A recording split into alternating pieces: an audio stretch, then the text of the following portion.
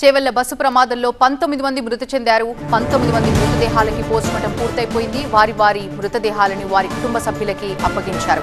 మృతుల కుటుంబాలకు 7 లక్షల చొప్పున ఎక్స్గ్రేషియా ప్రకటించారు. దానికి సంబంధించిన న్యూస్ మనం చూస్తున్నాం.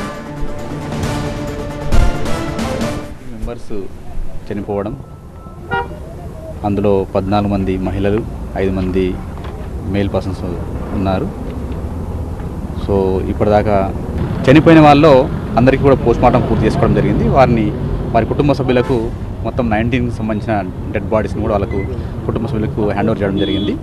ఎక్స్గ్రేషియా సంబంధించి ఇప్పటికే ప్రభుత్వం 7 lakhs అంటే చనిపోయిన వాళ్ళ కుటుంబాలకు 7 లక్షల రూపాయలు, అదేవిధంగా ఇంజూరీ అయిన వాళ్ళకు 2 lakhs రూపీస్ అనౌన్స్ చేయడం జరిగింది. ఘోర రోడ్డు ప్రమాదం ఇది. గుండె కన్నీరయ్యే విషాదం ఇది. అంతేకాదు, చూడ్డానికి చెప్పడానికి వీల్లేనంతగా విచలిత దృశ్యాలివి. ఎవరి నిర్లక్ష్యానికో 19 మంది నిండు ప్రాణాలు బలైపోయాయి. కుటుంబాలు చిన్నాభిన్నమయ్యాయి. బిడ్డలను కోల్పోయి కన్నవాళ్ళు.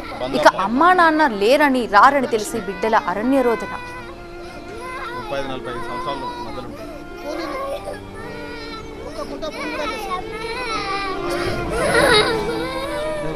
చేవెళ్ల మీర్జాగూడ బస్ టిప్పర్ ప్రమాద మృతులకి పోస్టుమార్టం పూర్తయిపోయింది. 19 మంది మృతదేహాలను వారి కుటుంబ సభ్యులకి అప్పగించారు. మృతుల కుటుంబాలకు రాష్ట్ర ప్రభుత్వం తరపున 5 లక్షలు, కేంద్రం నుంచి 2 లక్షలు, మొత్తంగా 7 లక్షల ఎక్స్గ్రేషియా ప్రకటించారు. క్షతగాత్రులకి మెరుగైన వైద్యం కొనసాగుతుందని తెలిపారు జిల్లా కలెక్టర్ నారాయణ రెడ్డి. ఈ ప్రమాదంపై పోలీసుల విచారణ కొనసాగుతుందని తెలిపారు. నివేదిక ఆధారంగా చట్ట ప్రకారం చర్యలు తీసుకుంటామని చెప్పారు.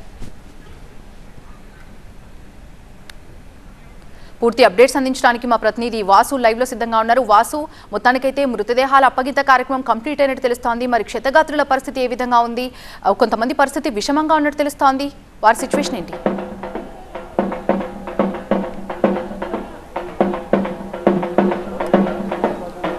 సో మృతదేహాల అప్పగింత ప్రక్రియ కొనసాగుతుంది. దాదాపుగా 80% పూర్తి అయిపోయిందని చెప్పుకోవచ్చు. ఈరోజు ఉదయం దాదాపు 6 గంటల నుంచి 7 గంటల సమయం మధ్యలో చేవెళ్ల దగ్గర, మిర్జాగూడ దగ్గర బస్సు టిప్పర్ ఒకదానికొకటి ఢీకొట్టింది. సో అతివేగంగా వచ్చి టిప్పర్ బస్సును గుద్దడం కారణంగా ఇన్సిడెంట్ జరిగినట్టుగా ప్రాథమికంగా పోలీసులు నిర్ధారణకు వచ్చారు. సో ఈ ఇన్సిడెంట్లో 19 మంది చనిపోయారు. చనిపోయిన వాళ్ళలో దాదాపు 19 మందిలో 10 మంది తాండూరు నియోజకవర్గానికి సంబంధించిన వాళ్ళే ఉండటం ఇక్కడ హైలైట్గా ఉంది. సో ఈ నేపథ్యంలో తాండూరు నియోజకవర్గ వ్యాప్తంగా వివిధ మండలాల్లో విషాద ఛాయలు అలుపుకున్నాయి. ప్రస్తుతం నేను ఒకటే కుటుంబంలో 3 అక్కా చెల్లెలు చనిపోయారు. తనూష, సాయిప్రియ, అదేవిధంగా నందిని. సో వాళ్ళ ముగ్గురు కూడా అక్క చెల్లెళ్ళు.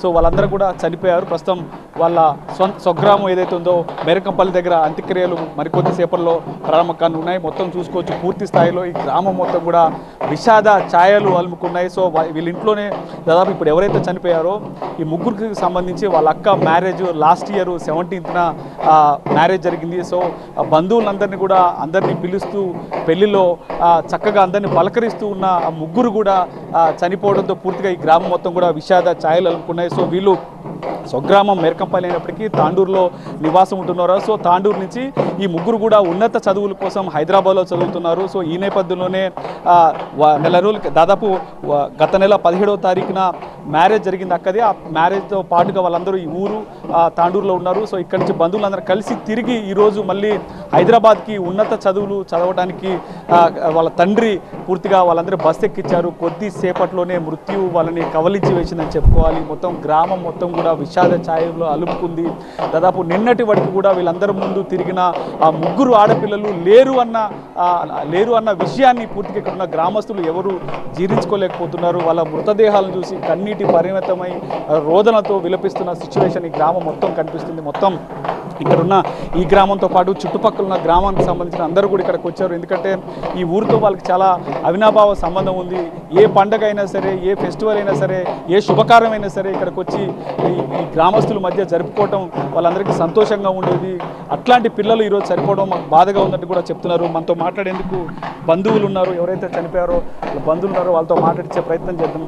సార్ చెప్పండి, సో ఎలా ఉండేవారు ఆ ముగ్గురు అమ్మాయిలు, ఎలా ఉండేరు? వాళ్ళు 4 అక్క చెల్లెళ్ళు సార్. వాళ్ళు చాలా చదువులో చాలా దిట్టు సార్. వాళ్ళు ముగ్గురికి కూడా హైదరాబాద్లో వాళ్ళకు ఉచితంగా సీట్లు రావడం జరిగింది. కోటి ఉమెన్స్ కాలేజ్ లోపల 2 అమ్మాయిలు చదువుతారు. ఒక అమ్మాయి ఫస్ట్ ఇయర్, ఒక అమ్మాయి థర్డ్ ఇయర్, పెద్ద అమ్మాయి MBA ఫైనల్ ఇయర్ సార్.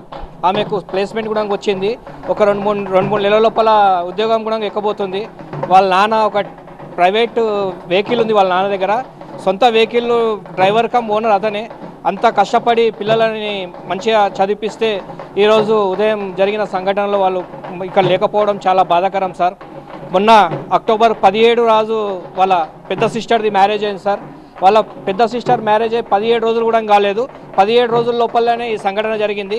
ఇంకా వాళ్ళ తాండూరు లోపల వాళ్ళ ఇంట్లో వేసిన పందిరి అలానే ఉంది, పందిరి కొమ్మ అలానే ఉంది. పందిరి కూడా వాళ్ళ ఇంటి వాళ్ళు తీయలేరు సార్. చుట్టుపక్కల ఉన్న వాళ్ళు పందిరి తీయడం జరిగింది సార్. చాలా బాధాకరం. దీనికి బాధ్యత ఎవరు వహించాలో గవర్నమెంటే నిర్ణయించాలి సార్. చాలా బాధాకరం ఇది ఇలా చనిపోవడం. ఇక్కడ గ్రామానికి వచ్చినప్పుడు ఎలా ఉండేవాళ్ళు గ్రామస్తులు? గ్రామానికి వచ్చినప్పుడు చాలా యాక్టివ్గా ఉండేది సార్. చిన్న పిల్లలు కూడా ఈరోజు వచ్చి చూసి నందినక్క లేదా, సాయి ప్రియ లేదా అని ఏడుస్తున్నారు సార్. చిన్న పిల్లలతో కూడా అటాచ్మెంట్ ఉండేది. అందరితో కలిసిమెలిసి ఉండేవాళ్ళు సార్. ఇక్కడున్న అంతే, తాండూరులో ఉండడం అంతే సార్. తాండూరులో ఉన్న కాలనీ మొత్తం ఇక్కడనే ఉంది సార్. ఈ ఊరు మొత్తం ఇక్కడనే ఉంది. చుట్టుపక్కల ఉన్న విలేజ్ వాళ్ళు వచ్చారు. తాండూరులో ఉన్న ఆ కాలనీ వాసులు అందరూ ఇక్కడనే ఉన్నారు సార్. చిన్న పిల్లల నుంచి పెద్దవాళ్ళ వరకు ఇక్కడనే ఉన్నారు సార్. పూర్తి స్థాయిలో చూసుకోవచ్చు, ఈ గ్రామం మొత్తం కూడా మెరకంపల్లి మొత్తం కూడా విషాద ఛాయంలో అలుముకుంటుంది. సో ఎవరిని కదిలించినా సరే తల్లిదండ్రులు కన్నీరు మున్నీరుగా వినిపిస్తున్నారు. సో ఎవరైతే ఇప్పుడు వీళ్ళు ఉన్నారో ముగ్గురు చనిపోవటం, దాంతోపాటుగా అక్క పెళ్ళి జరిగి కూడా 1 month కూడా కాలేదు. వాళ్ళ తమ్ముడు ఇప్పుడు 10th class అవుతున్నాడు. వాళ్ళ అక్కల మృతదేహాలు చూసి ఆ చిన్న పిల్లవాడు చాలా కన్నీరు మున్నీరుగా అనిపిస్తున్నారు. ఇంకా ఆ తల్లి రోదనైతే మిన్నంటుతోంది. ఆ పిల్లల మృతదేహాలను చూసి అక్కడే వెక్కి ఏడ్చుకుంటూ ఉంటున్న సిచ్యువేషన్ మనకైతే స్పష్టంగా కనిపిస్తుంది. సో మొత్తం ఈ గ్రామం మొత్తం కూడా చాలా విషాద ఛాయలు అలుముకున్నాయి. ఉదయం బస్సు ఎక్కించి ఉన్నత చదువుల కోసం హైదరాబాద్ వెళ్తారనుకునే వాళ్ళు గంట వ్యవధిలోనే తిరిగి మృతదేహాలుగా వెనక్కి రావడంతో ఆ కుటుంబం మొత్తం కూడా శోక సముద్రంలో మునిగిపోయింది. సో ఈ కుటుంబంతో కూడా చాలామంది హైదరాబాద్కి సంబంధించిన బోరబండికి సంబంధించిన ఇద్దరు కూడా చనిపోయారు. సో ఈ నేపథ్యంలోనే తాండూరు నియోజకవర్గ వ్యాప్తంగా దాదాపు ఈ బస్సు ప్రమాదంలో మనకు అందుతున్న సమాచారం ప్రకారం 10 మంది మృతి చెందినట్టుకైతే అధికారులు చెప్తున్న సిచ్యువేషన్ మనకు కనిపిస్తుంది.